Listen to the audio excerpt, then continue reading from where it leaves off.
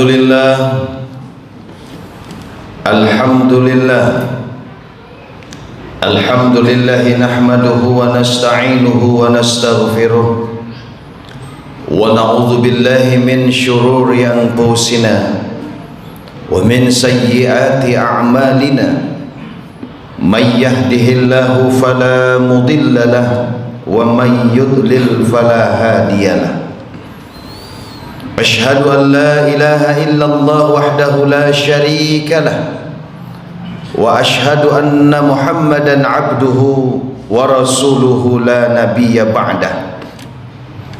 Allahumma fassalli wa sallim wa barik ala sayyidina Muhammadin wa ala alihi wa ashabihi rasulillahi ajma'in. Faqala Allah ta'ala fi kitabihil karim, A'udzu billahi minasy syaithanir rajim. Ya ayyuhalladzina amanu taqullaha haqqa tuqatih wa la tamutunna illa wa antum muslimun. Faqala aidan, ya ayyuhan nasu taqu rabbakumul ladzi khalaqakum min nafsin wahidah wa khalaqa minha zawjaha wa bassa minhuma rijalan katsiran wa nisaa'a wattaqullaha alladzi tasaaluna bihi wal arham innallaha kana 'alaikum raqiba.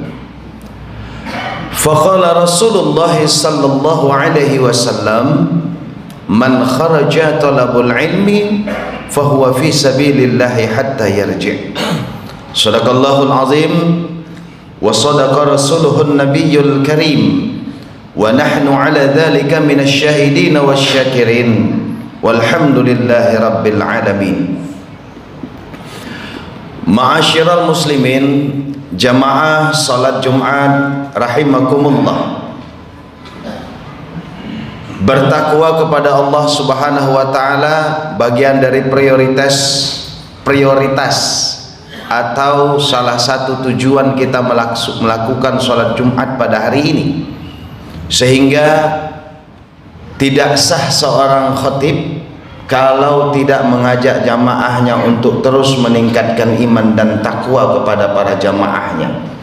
Kalau kita dengar setiap Jumat di mana masjid kita berada, di mana masjid kita sholat Jumat, pasti khatib mengajak jamaah, marilah kita meningkatkan iman dan takwa kita kepada Allah Subhanahu wa taala. Setiap Jumat. Dan kita sudah berapa kali salat Jumat? Ada bapak-bapak yang umur 60, 50, berapa 100 kali sudah sholat Jumat dihadiri. Pasti kalimat-kalimat itu diulang oleh para khatib. Nah, untuk itu saking pentingnya bertakwa ini menjadi sebuah rukun khutbah di dalam sholat Jumat, tentu ada hikmahnya. Tidak ujuk-ujuk sebuah peraturan menjadi rukun kalau tidak ada penting di dalamnya. Oleh karena itu, dalam kesempatan yang baik ini, kita tiap Jumat hadir, diajak khatib untuk meningkatkan iman dan takwa. Pertanyaannya, keluar kita nanti dari masjid ini selepas sholat Jumat, apakah sudah bertambah iman dan takwa kita? Kalau biasa-biasa saja, berarti tujuan khutbah itu akan menjadi sia-sia. Walaupun sholat Jumat ini bagian dari kewajiban perintah Allah yang termaktub di dalam surah Al-Jumu'ah, kata Allah, ya ayyuhalladzina amanu idza nudiya lis-salati min yaumil jumu'ah fas'au ila dzikrillahi wa dzarul bai' dzalikum khairul lakum in kuntum ta'lamun. Hai orang-orang yang beriman, ya ayyuhalladzina amanu idza nudiya lis-shalah, apabila telah datang waktu salat Jumat, telah berkumandang azan Jumat, fas'au ila zikrillah, bersegeralah kamu untuk berzikir kepada Allah, datang ke masjid. Sepenting apapun pekerjaanmu di luar sana, seperlu apapun kebutuhanmu di luar sana, ini perintah Allah dan wajib kamu lakukan, kecuali ada hal-hal yang dibolehkan syar'i, secara uzur boleh kita tidak hadir sholat Jumat. Selain dari itu, Bahkan ada hadis Rasulullah mengatakan, bagi orang yang tidak melaksanakan sholat Jumat tanpa uzur 3 kali berturut-turut dihukumkan kafir oleh Rasulullah. Tapi kafir di sini bukan kafir yang kita maksud seperti kafirnya keluar daripada Islam, tapi kufur menentang perintah Allah Subhanahu wa taala. Sebegitu pentingnya sholat Jumat ini, dan hal-hal penting tentang dunia disuruh ditinggalkan Allah Subhanahu wa taala. Yang kedua, apa pentingnya? Tentu ada hikmah yang kedua. Setelah kita sholat Jumat ini, tentunya kita mendapat ilmu dari hal-hal yang disampaikan khatib setiap Jumatnya. Ada yang kita bawa pulang nanti sepulang dari masjid ini. Nah, bagaimana caranya kita mendapatkan ilmu? Tentunya kita mendengarkan khutbahnya khatib. Jangan tidur waktu sholat Jumat, karena kita perhatikan memang sholat Jumat ini godaannya luar biasa. Di masjid, kadang kalau masjid sekarang alhamdulillah udah banyak AC. Masjid-masjid zaman dulu gerah, panas, masih bisa ngorok dia. Begitu di rumah, di kamar yang kasur yang empuk, pulang dari sholat Jumat gak bisa tidur dia. Itu adalah godaan syaitan yang harus kita lawan. Jangan diikuti godaan syaitan. Sampai-sampai Rasulullah Sallallahu Alaihi Wasallam mengajarkan kita bagaimana cara melawan godaan syaitan dalam sholat Jumat ini. Waktu mendengarkan khutbah ini, kalau kamu ngantuk, berpindah tempat dudukmu. Kalau masih ngantuk, ambil wudhu. Artinya jangan diikuti godaan syaitan. Supaya apa? Supaya hikmah sholat Jumat itu, apa yang disampaikan khatib pada hari itu, ada yang kita bawa pulang. Itulah gunanya sampai-sampai khatib mengatakan, marilah kita meningkatkan iman dan takwa kita setiap Jumat. Bagaimana mungkin iman dan takwa kita akan bertambah kalau apa yang disampaikan khatib setiap Jumat kita tidak pahami? Apa yang disampaikan khatib setiap Jumat kita tidak dengarkan, bahkan mungkin kita tidur. Ma'asyiral muslimin, jamaah salat Jumat rahimakumullah. Itu sebagai pembuka untuk salat Jumat kita pada hari ini. Sesuai dengan tema kita, bahwa kita sudah selesai melaksanakan kewajiban kita pada bulan Ramadan. Dan Syawal pun sudah berakhir. Kalau tidak salah sekarang sudah tanggal 6 Zulkaidah. Tentunya pada bulan Ramadan kemarin kita sudah melatih diri kita untuk bertaqarrub kepada Allah, untuk melakukan perintah Allah, berpuasa pada siang hari, qiyamul lail pada malam hari, melakukan hal-hal yang dilarang oleh syar'i. Kita latihan pada bulan Ramadan kemarin. Nah, begitu bulan Syawal, latihan taqarrub kepada Allah, melaksanakan perintah Allah. Pada bulan Syawal kita berhalal bil halal, yaitu memperbaiki hubungan kepada sesama manusia. Nah, tentunya setelah Ramadan berakhir, setelah Syawal selesai, kita jangan kembali ke habitat semula, bermaksiat. Kadang kita lihat fenomena, selesai Ramadan selesai pula lah semuanya. Sewaktu Ramadan dia rajin ke masjid, selesai Ramadan masjid menjadi sepi. Sewaktu Ramadan dia rajin membaca Quran, selesai Ramadan Quran pun tidak pernah terbuka lagi. Sewaktu Ramadan dia rajin qiyamul lail, begitu Ramadan selesai qiyamul lail pun tidak pernah berdiri lagi.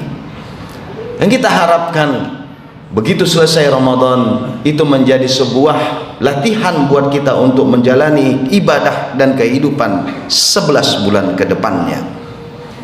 Apalagi fenomena yang kita lakukan, kita perhatikan, anak muda bahkan mungkin orang tua bermaksiat.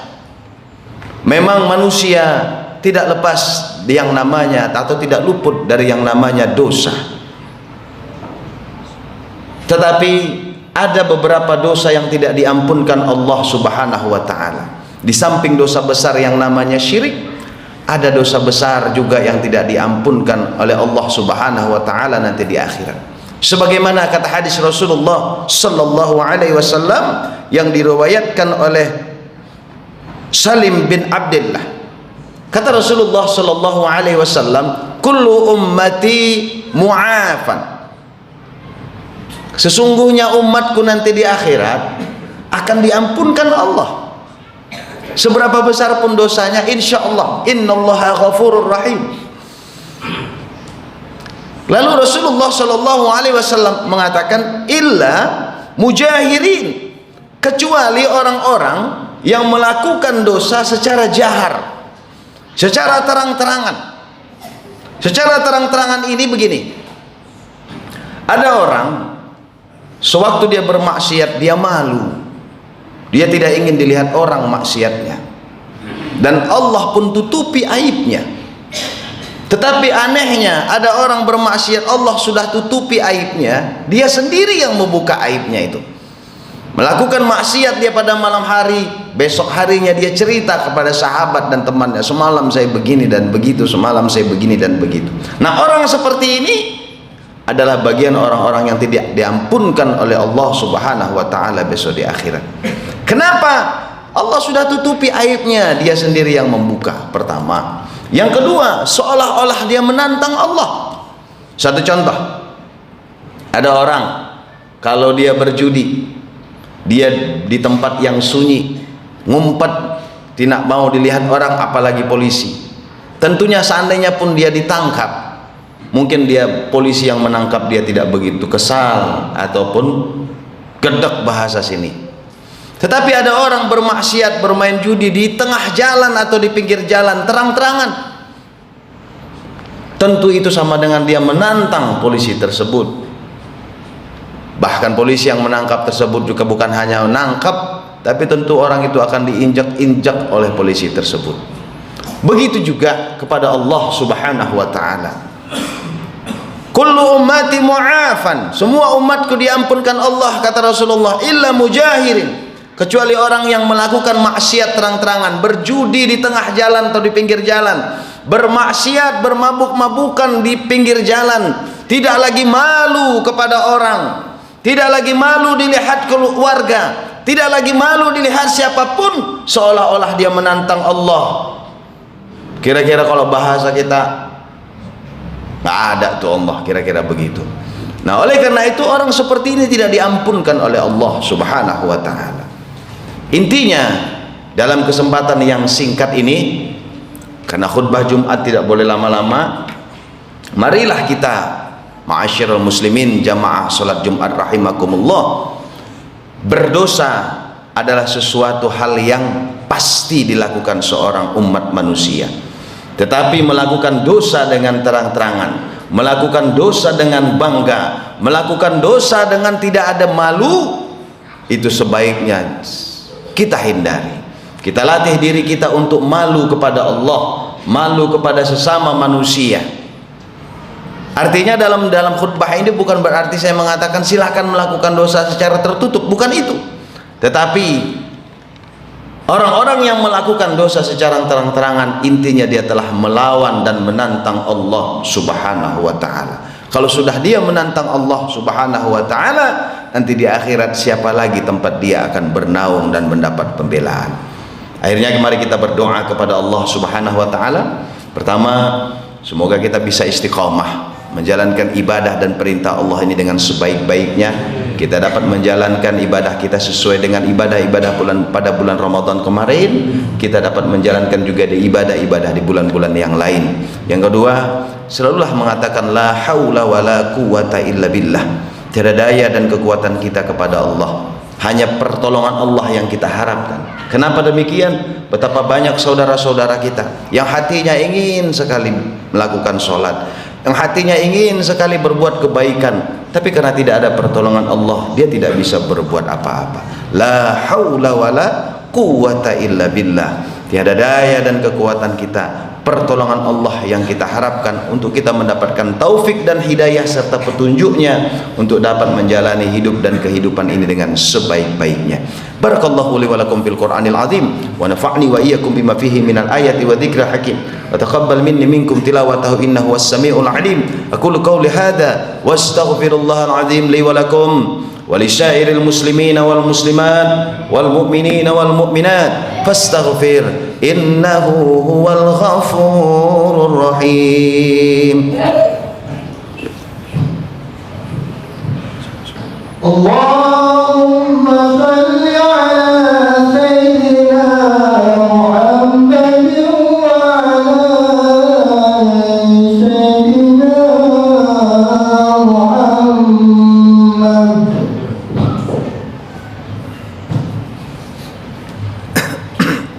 بسم الله الحمد لله الحمد لله الذي هدانا لهذا وما كنا لنهتدي لولا أن هدانا الله الذي أرسل رسوله بالهدى ودين الحق ليظهره على الدين كله ولو كره الكافرون ولو كره المشركون ولو كره المنافقون.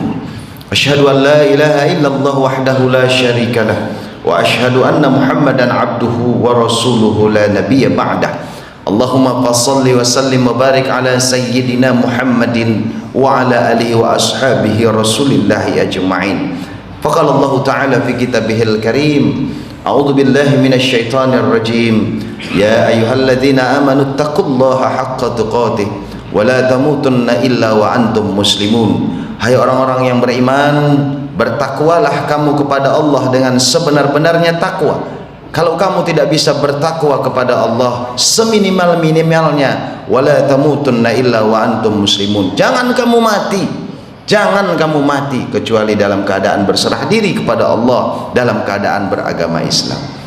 Faqala aidan ya ayuhan nasu taqu rabbakumul ladzi khalaqakum min nafsin wahidah wa khalaqa minha zawjaha wa batha minhuma rijalan katsiran wa nisaa wattaqullaha alladzi tasaaluna bihi wal arham innallaha kana 'alaikum raqiba.